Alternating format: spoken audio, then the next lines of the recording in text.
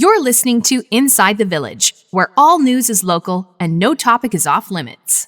So help me, Bob, it's bully in the alley. Hey, bully in the alley. So help me.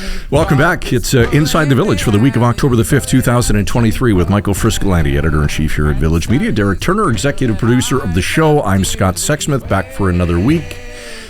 Not feeling so good today. It's the morning after, eh? And look at you, just grinning like a Cheshire cat from ear to ear.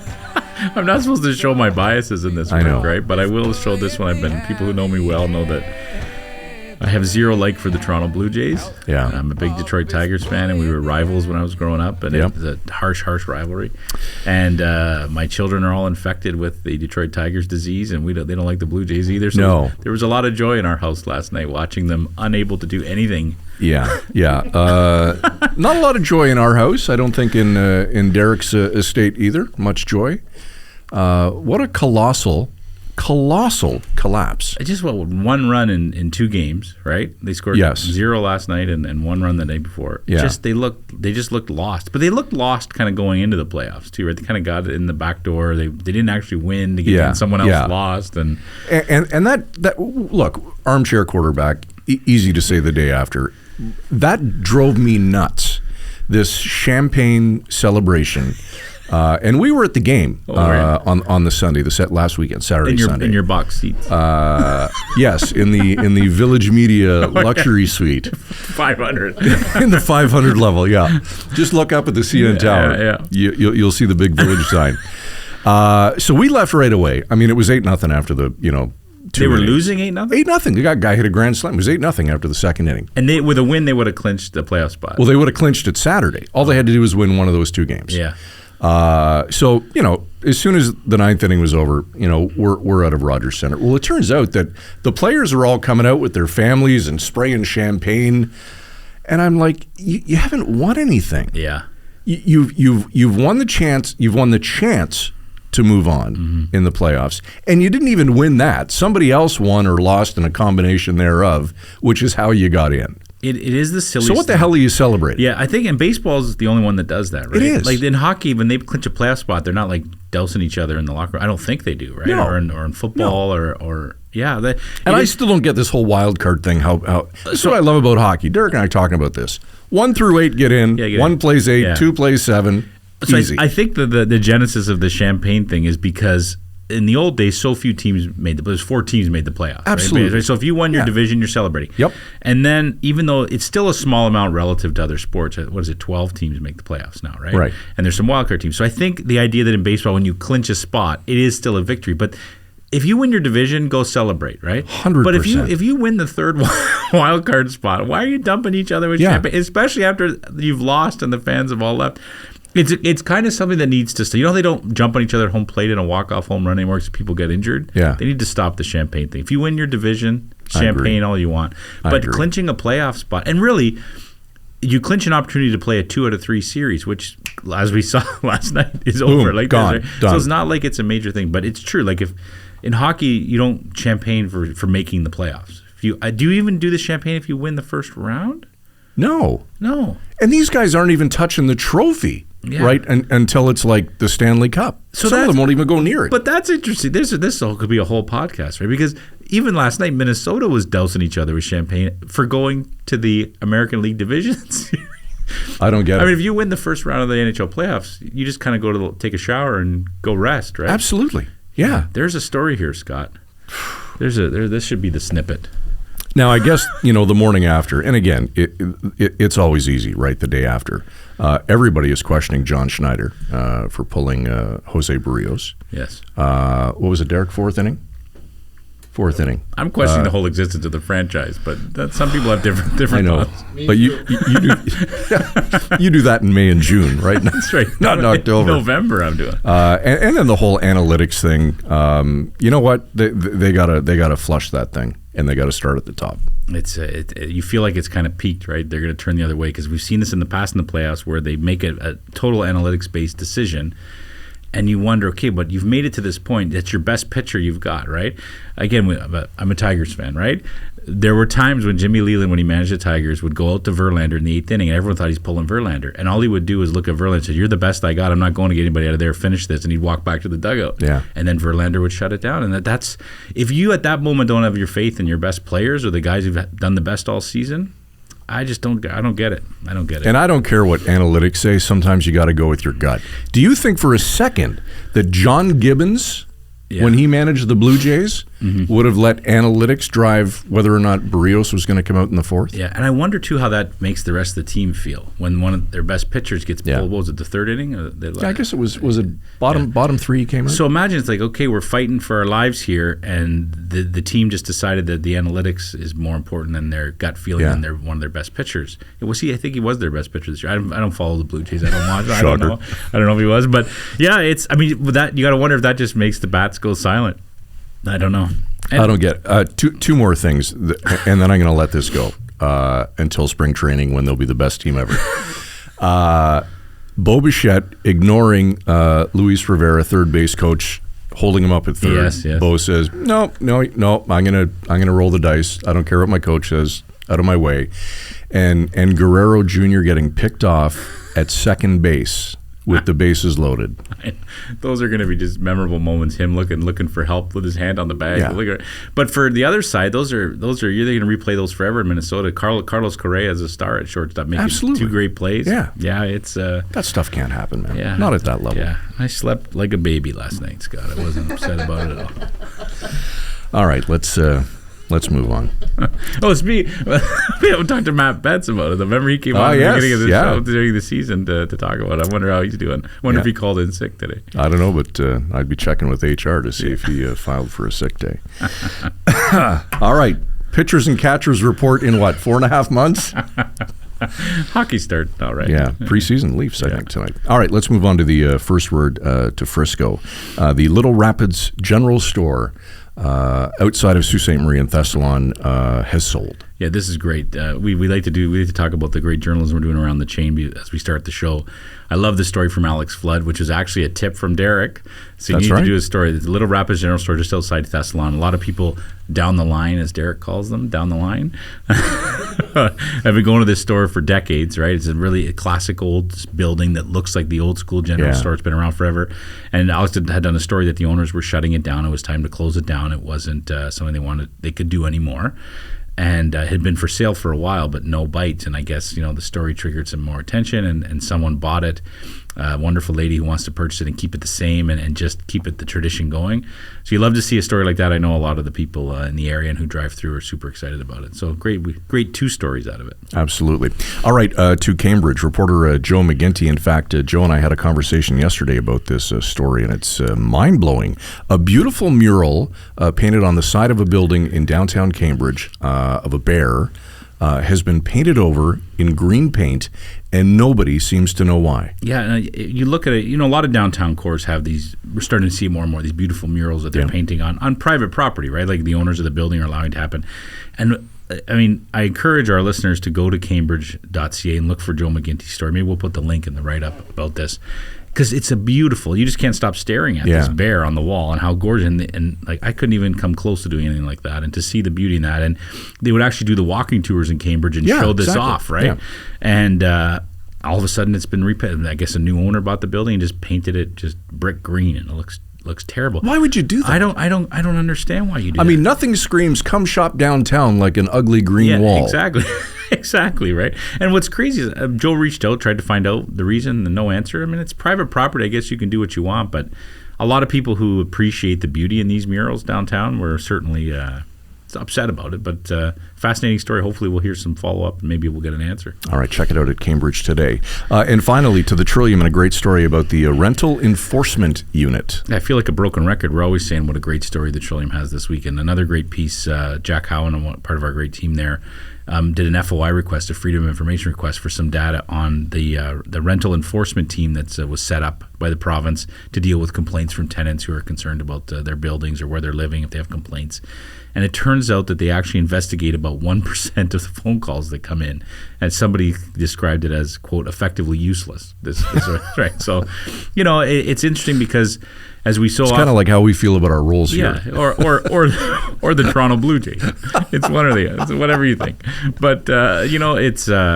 these stories, these things are always announced with such fanfare. Oh, we've set up this organization that's going to look into tenant complaints. We're here for the people of Ontario. The typical language of these releases. But when you go and file an FOI request, which is a much more difficult thing to do, and get the data from that's going on behind the scenes, you see that it's definitely not working the way it's supposed to.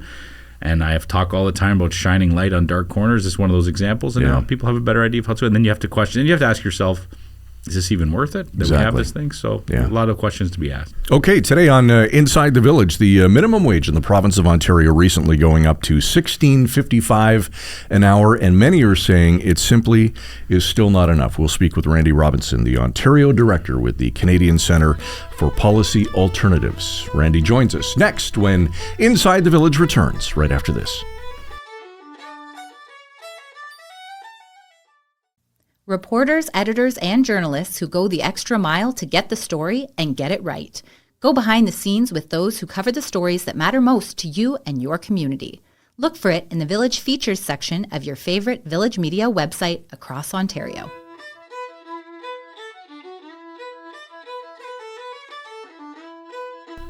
Welcome back to Inside the Village across the Village Media Network with Michael Friscolanti, Editor-in-Chief here at Village Media, Derek Turner, Executive Producer, and yours truly, Scott Sexsmith. We're pleased to be joined on the line on today's show with Randy Robinson. Randy is the Ontario Director with the Canadian Centre for Policy Alternatives. Randy, good of you to join us. Welcome to Inside the Village. Well, thanks for having me. All right, we're going to talk minimum wage in a minute, but the most important burning question I think that's on everyone's mind right now, Randy, what the hell happened to the Blue Jays last night?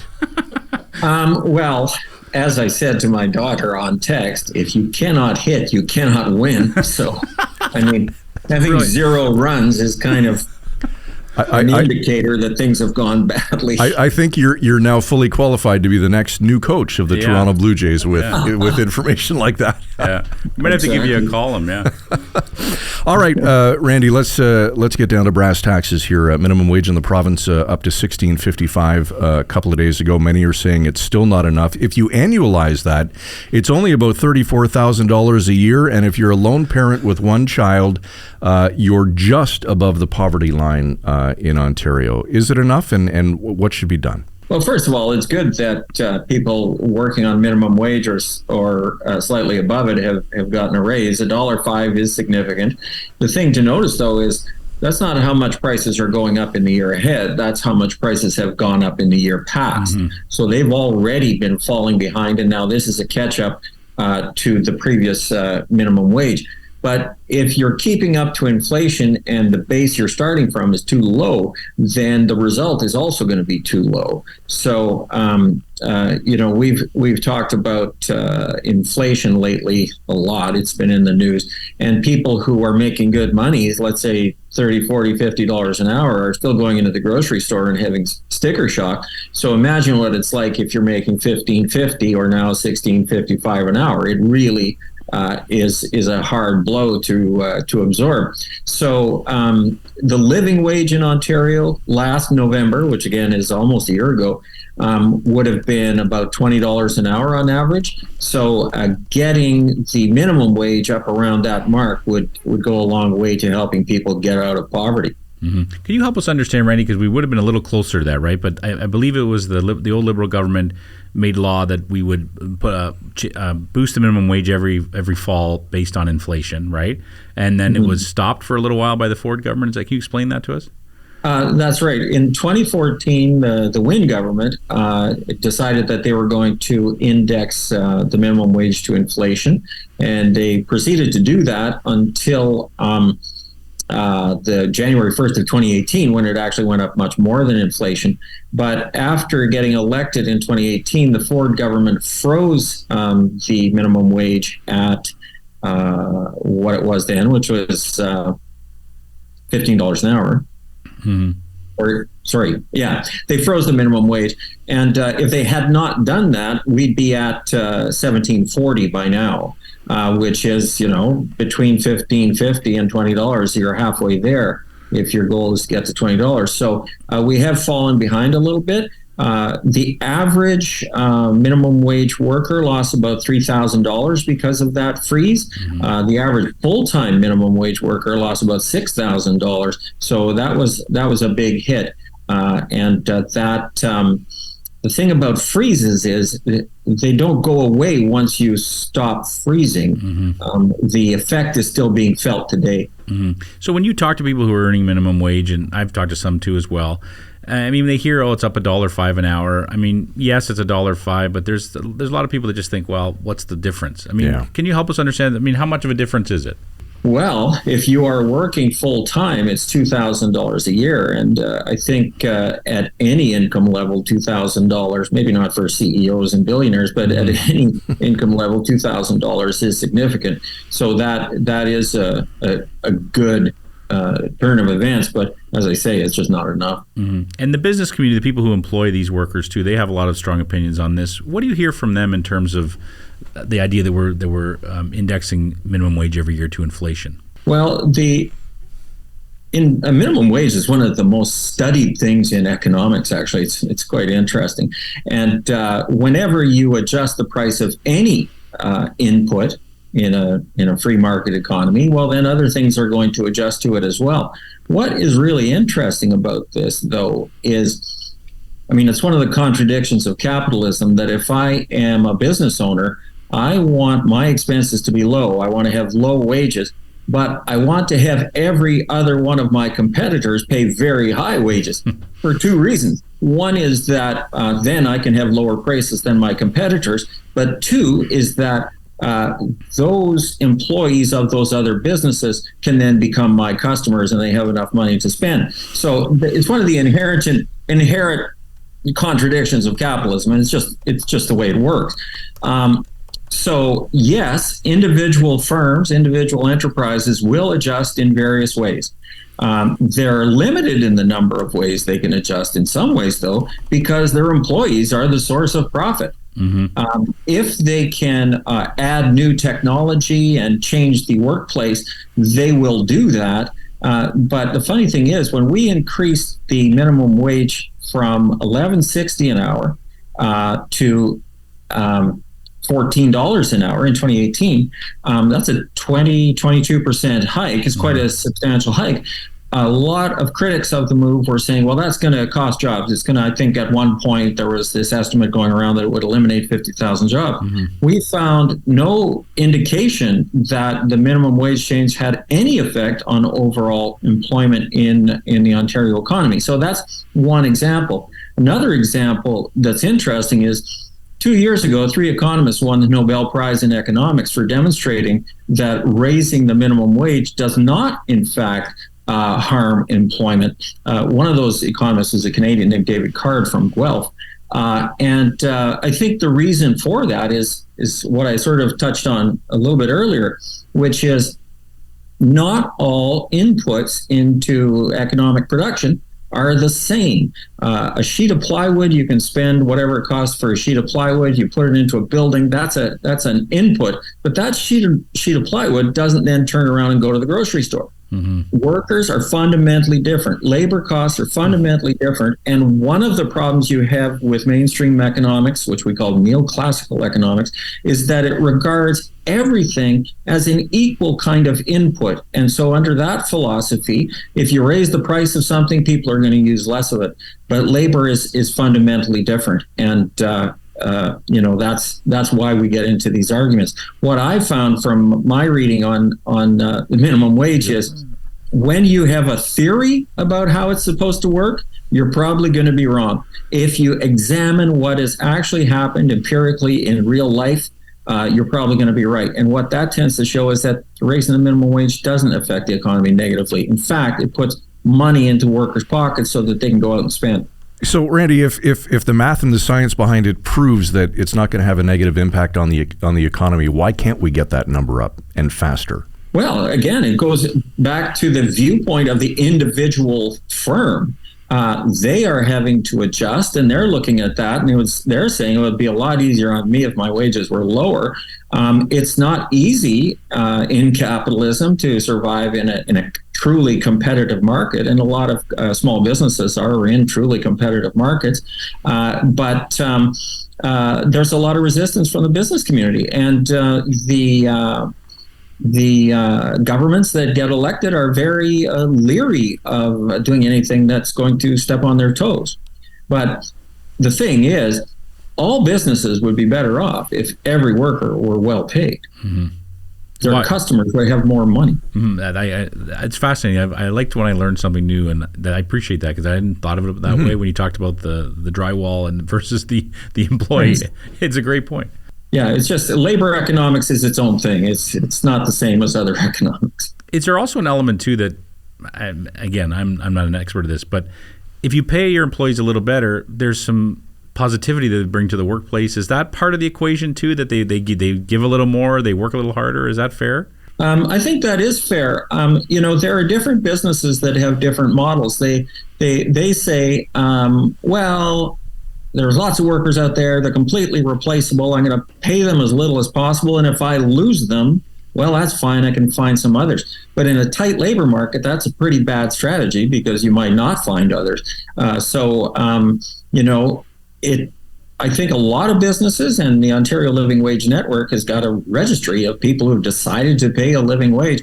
A lot of businesses find that they don't have to spend as much money on recruitment. They don't have to spend as much money on training, which is very expensive and takes a lot of time. So actually paying their employees more and keeping them around and keeping them experienced actually is good for the business itself. You mentioned the labor shortage too. I assume there's a lot of companies out there that even if they wanted to pay minimum wage, they can't because they're trying to, like you said, retain workers, recruit workers. Is it still a workers' market? I guess is my question. Are there jobs out there that maybe would have been minimum wage a couple of years ago that they can do a little better? I think one of the most interesting things about the pandemic is when people lost their jobs. And I can't remember the statistics on it because I haven't looked at the report for 6 months, but when people lost their jobs, a substantial number of them moved. They didn't go back to their old job. They moved into a higher paying job. And the reason was they did have skills that they were not using, but they're too busy working and living their lives to go out and find a job. I don't know if you remember the last time you looked for a job, but it's time consuming and, it's a job in itself. But what happened in the pandemic was people had a break. They might have had 12 weeks or 4 months or whatever, where they could say, okay, what do I really want to do? And they looked at their own skills, and then they looked at the skills that were in demand. One of the things that was super in demand in the pandemic was people who could do IT stuff. So every small business had to go online during the pandemic. We forget already what happened, but it was a serious thing. There you are, your store. It depends on people walking in the door, and suddenly you can't walk in the door. What do you do? Mm-hmm. So, Shopify made tons of money because every single small business decided that they had to go online. Well, where do you get people to do that? And the answer is, I think we're all approximately the same vintage here, but there are lots of people. There are lots of people younger than us who are shaking cocktails in a bar, and they are really good at IT stuff that they've developed just through osmosis and being younger than us. Mm-hmm. So that was a really interesting outcome of the pandemic that people did move. Is it still a buyer's market or a seller's market for labor? It's hard to say. We're teetering on the razor's edge of a recession, and yet the unemployment rate still doesn't seem to be going down. Mm-hmm. So I would say it is still a seller's market for labor, but that could change. It has changed every other time at some point. It's a great point. We talked earlier, we are living in this time where we still have the sticker shock when we go to the grocery store, and everyone's feeling the pinch more than I can ever remember, to be honest, in terms of the cost of living in this province. What kind of things does your organization, the Canadian Centre for Policy Alternatives, what sort of things are you looking at, or do you recommend governments need to be paying attention to help with this crisis? Well, there have been some good moves. For example, the federal government doing this grocery rebate thing, but they're just too small.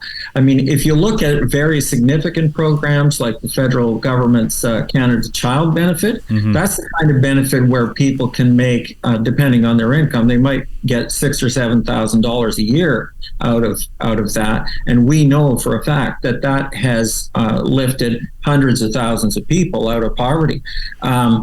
The thing there's so many different pieces to it. How do you control prices? Well, the federal government apparently is about to announce some kind of deal that they've made with the big grocery chains that will somewhat limit prices. I'm skeptical about what's going to happen with that, but I guess we'll see. Then you look at things that are where the price is set on an international market, like oil. There are profit margins for wholesaling and stuff with gasoline that are in Canada expenses at refineries and so forth. But if you look at the price of crude, that is set in a global market. And there is, in the inflation world, there is nothing more volatile than the price of gasoline. We've, up until the last couple of years, inflation's been chugging up at about 2% a year for 30 years. But if you look at the price of gasoline, it's jumping up and down and going lower. And it's not very long ago that I heard Premier Ford in Ontario say, "What is gas anyway? $1.02?" Well, that was just right before the pandemic. And I think last night I paid $1.55. So that's very volatile. What can a sovereign government at any level do about the price of oil? Well, the last time anybody tried to do something about that was about 40 years ago. And it seems like Canadians do not want to see another national energy policy, some Canadians do not want to see any kind of limits on that. So the question is, what can the government do? Well, the Bank of Canada is not the government. It's independent from the government, but, it's making a major contribution to inflation right now, mostly through the housing market. You've seen what's happened with mortgage costs going through the roof. And people who might have been paying $2,600 a month suddenly are being told that they have to pay $4,400. Well, that is inflation, and it's big time inflation. It's not very evenly distributed, but it hits people hard. So, our view is that if the goal of the Bank of Canada, and they kind of admit that this is the goal, is to cause a recession, they're going about it the right way. But it would be much better for people to continue to be working. So that interest rates policy can't go away fast enough, as far as I'm concerned, for the interest rates to be so high. So that leaves you with what? Well, it leaves you with financial assistance to people like the Canada Child Benefit. And I think that can be done in a way that is targeted to people who really need it. But almost every measure that we've seen has been, too feeble. It's been more almost like more a communication strategy than an effective policy. If I say I'm going to give you a dollar break on your groceries, I get the same number of media stories as if I say I'll give you a $10 break. And I think that's kind of the way governments have proceeded. They want to make it look like they're doing as much as they can. Should say one very important thing in Ontario is social assistance rates. So if you are a single person considered employable, your social assistance rate is $733 a month. And that has not changed since 2018. If you're getting Ontario disability support because you're deemed unable to work, you got a 5% increase last September. That was the first change since 2018. And the inflation since 2018 is probably 16-17%. So people who are actually in the direst possible situation are not getting any help in Ontario at all.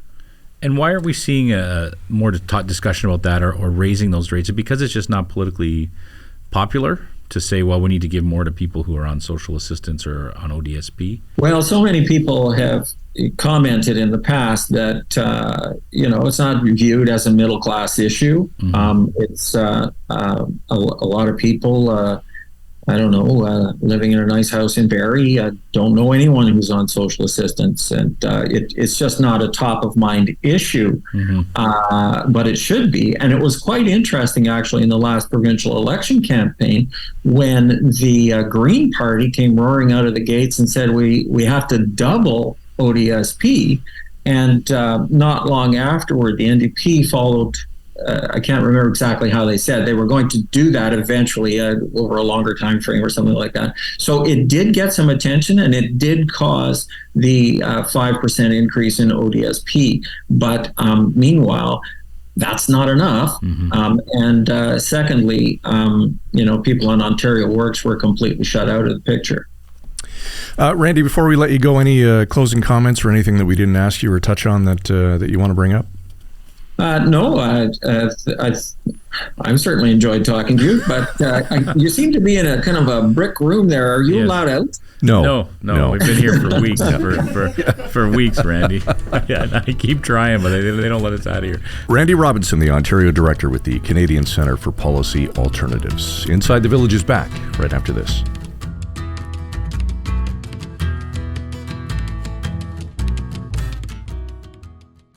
For the latest in in-depth features and enterprise journalism from your local writers at Village Media, be sure to check out The Big Read. The Big Read. It's the full story behind the headlines. Look for The Big Read on your favorite Village Media website across Ontario.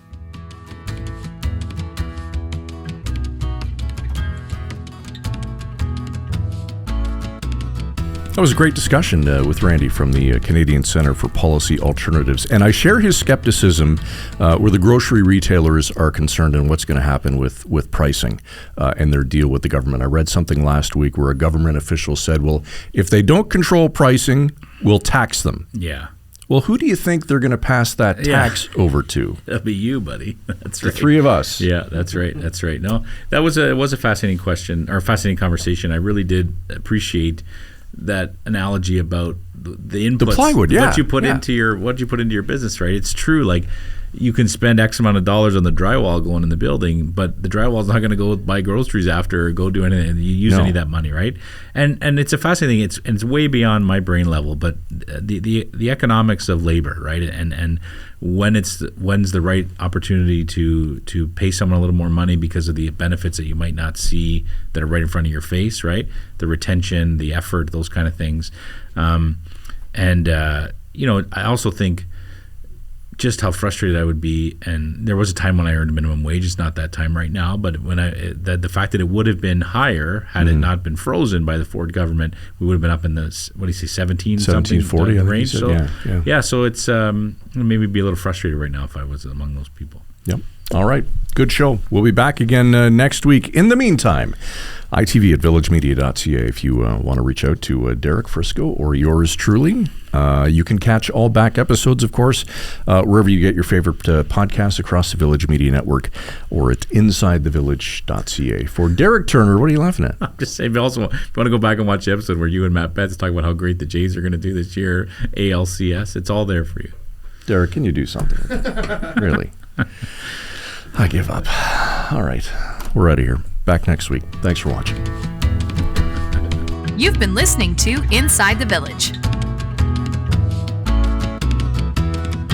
Frisco and Scott's Wardrobe, provided in part by Moores, Sault Ste. Marie.